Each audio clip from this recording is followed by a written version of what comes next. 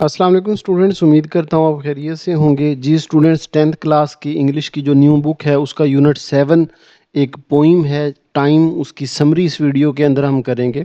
बेटा ये समरी एक तो फुल मार्क्स वाली है, दूसरा मैं आपको इस वीडियो के अंदर याद करवा दूंगा। आप वीडियो पूरी सुन लेंगे, आपको याद हो जाएगी। अच्छा बेटा, इससे पहले हम वीडियो को स्टार्ट करें, आपको एक छोटी चीज़ दिखाना चाहता हूँ। ये मेरे पास इंस्ट्रक्शंस हैं और ये वो इंस्ट्रक्शंस हैं जो बोर्ड के पेपर में पेपर चेकर को दी जाती हैं, जो इंग्लिश का बोर्ड का पेपर चेक करता है। इसमें मैं आपको एक छोटी सी चीज़ दिखाता हूँ, फिर मैं आपको समरी भी याद करवा देता हूँ। क्वेश्चन नंबर 4 बेटा हमारा होता है समरी का।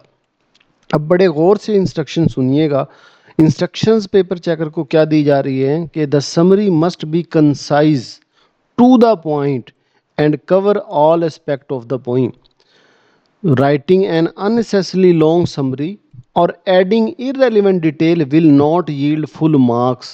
बात गौर से सुनिए आपने कि आपकी जो समरी है वो कंसाइज हो, परफेक्ट हो, टू द पॉइंट हो। और समरी ऐसी होनी चाहिए कि जो बात पोइम में लिखी गई हैं उनके तमाम चीज़ों को कवर करती हो, ना कि आप उसको लॉन्ग बनाई जाएं, उसमें एक्सप्लेनेशन। भाई ये समरी है, ये एक्सप्लेनेशन नहीं है, ये तशरीह नहीं कर रहे कि आप उसको अननेसेसरी लॉन्ग किए जा रहे हो। तो अगर आपने ऐसे किया तो will not yield full marks, आपके पूरे नंबर नहीं आएंगे। तो भाई समरी आपकी टू द पॉइंट हो। मेन थीम जो होता है ना समरी का, कि उसके अंदर हर चीज़ जो पोइम के अंदर जिक्र हो वो आपने देने हैं। ठीक है, बाकी आपके स्पेलिंग के 0.25 मार्क्स कटते हैं। अदरवाइज आपकी जो समरी, अब ये जो समरी मैंने आपके लिए बेटा लिखी है ये परफेक्ट है, ये जो बातें हैं उसके लिहाज से। अब जो टाइम समरी है इसके लिहाज से हर चीज़ कवर हो रही है, वर्डिंग इजी है, आसान है, याद भी होगी, फिर कोटेशन भी हैं। इंशाल्लाह इसमें आपके फुल मार्क्स आएंगे। तो चले जी, बगैर टाइम वेस्ट के शुरू करते हैं। बेटा वीडियो को ज़रूर लाइक कर दें, चैनल को भी सब्सक्राइब कर दें, क्योंकि इस तरह की तैयारी हम जो है इस चैनल पे करवा रहे हैं। समरी है बेटा हमारी time. This poem is written by famous poet Percy Bysshe Shelley. अच्छा बेटा, ये प्रोनाउंस तो किसी और तरह होता है, मैं आपकी स्पेलिंग के लिए कर रहा हूँ।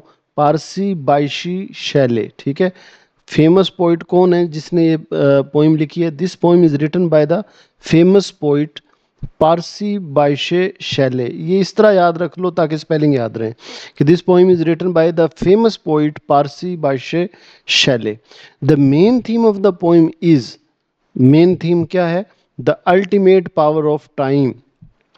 कि मेन थीम ये है कि टाइम की जो अल्टीमेट पावर है, ओवरऑल ताकत कितनी है टाइम में। द पोइट कंपेयर टाइम, जो शायर है, पोइट है, वो कंपेयर करता है टाइम को किसके साथ? डीप, गहरा, ताकतवर, एंड अनकंट्रोलेबल सी, समंदर के साथ। ठीक है, the poet compares time, poet time को कंपेयर करता है किसके साथ? डीप, पावरफुल एंड अनकंट्रोलेबल सी।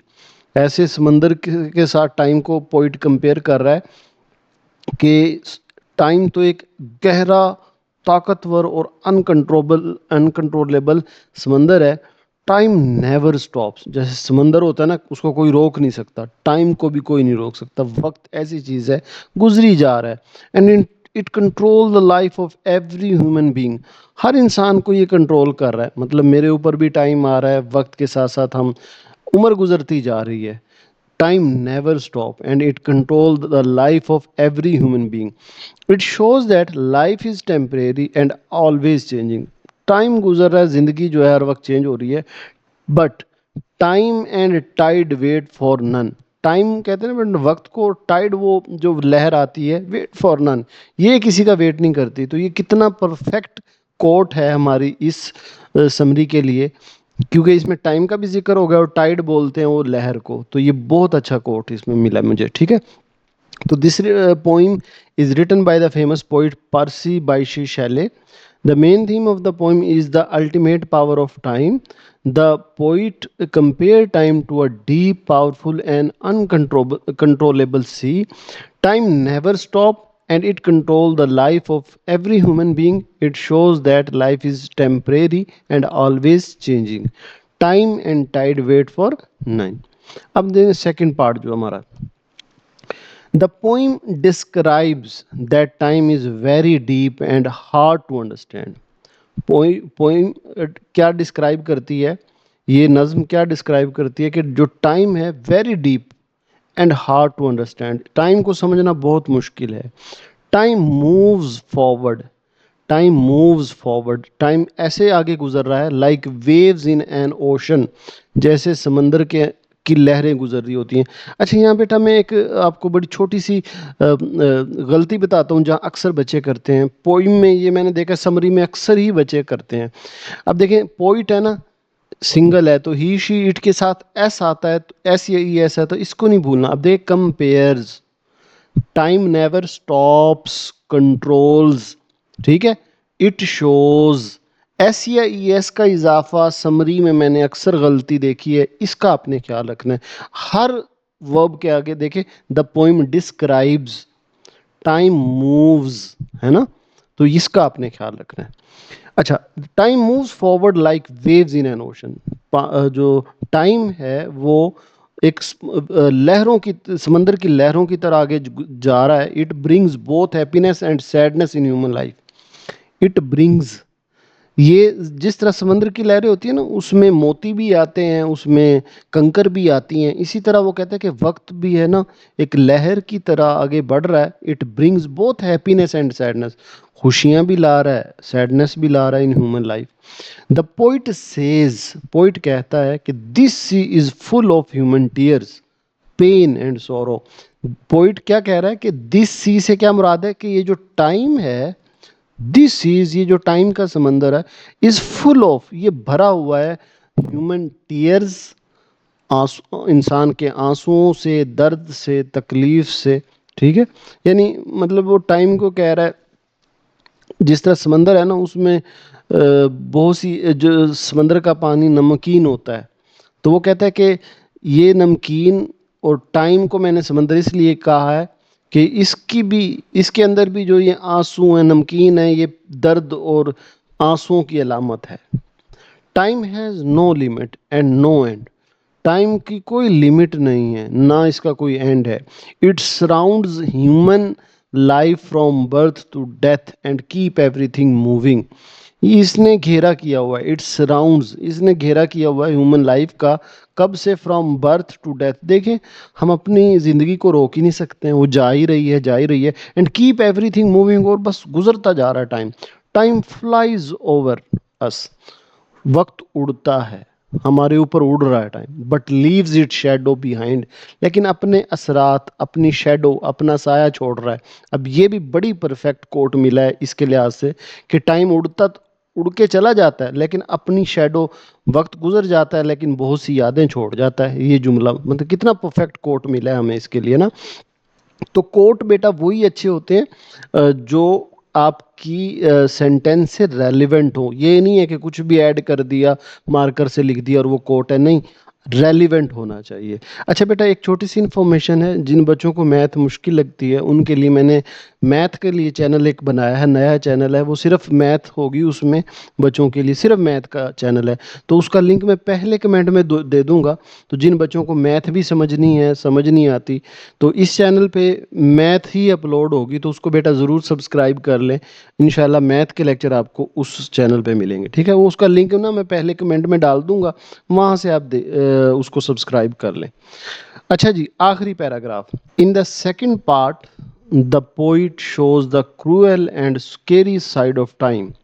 जो सेकंड पार्ट है पोइम का, उसमें जो पोइट शो करता है क्रूएल, जालिम and scary side of time, time की एक ख़तरनाक और जालिम साइड को शो करता है।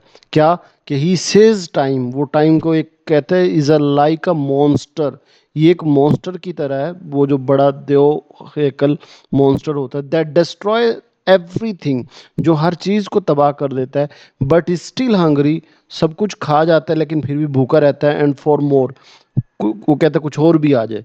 एट टाइम्स, एक वक्त में, it look calms, it looks काम, एक वक्त में वो बड़ा पुरसुकून लगेगा आपको, टाइम बड़ा पुरसुकून अंदाज में गुजर रहा है, but it can suddenly become harsh and destructive like a storm.